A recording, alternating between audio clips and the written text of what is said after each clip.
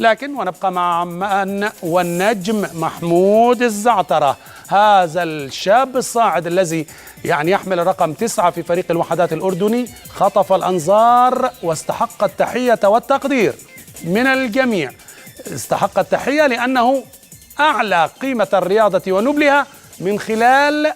عدم تسجيله لهدف في مرمى النهضة العماني لإصابة لاعب من النهضة، وأخرج الكرة إلى خارج الشباك وسط تصفيق الجميع، ونحن معهم نصفق له على روحه الرياضية، على أخلاقه النبيلة، وعلى شهامته العربية. نتابع تقريرا عن الزعترة، ماذا فعل ولماذا بات عنوانا للروح الرياضية.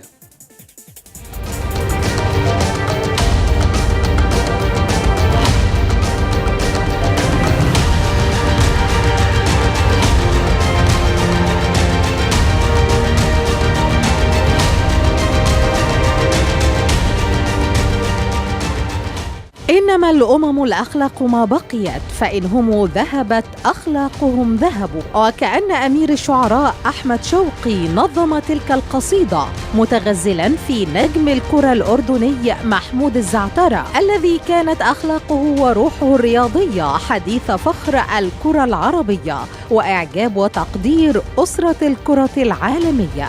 وكان اللاعب قد ضرب واحدة أروع مثل للروح الرياضية عندما رفض تسجيل هدف لفريقه الوحدات الأردني وهو منفرد تماما بالحارس، وأبعد الكرة ليوقف اللاعب من أجل الاطمئنان على لاعب منافس رغم أنه لم يكن متداخلا في اللعب، وسط دهشة لاعبي فريق النهضة العماني الذي لم يملكوا إلا التصفيق للزعترة تحية له على روحه الرياضية العالية التي ندر وجودها في الملاعب هذه الأيام،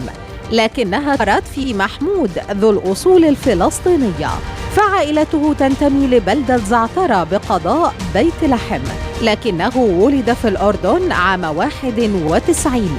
وعشق كرة القدم وبدأ ممارستها في صفوف الفيصلية قبل أن ينضم إلى اليرموك ومنه إلى السويق العماني ثم العربي الأردني والبساتين البحريني قبل أن يستقر مع الوحدات، وكان قريبا من اللعب في الزمالك المصري قبل سنوات، وهو واحد من نجوم المنتخب الأردني الأول ويتصدر قائمة هدافي بطولة كأس الاتحاد الآسيوي.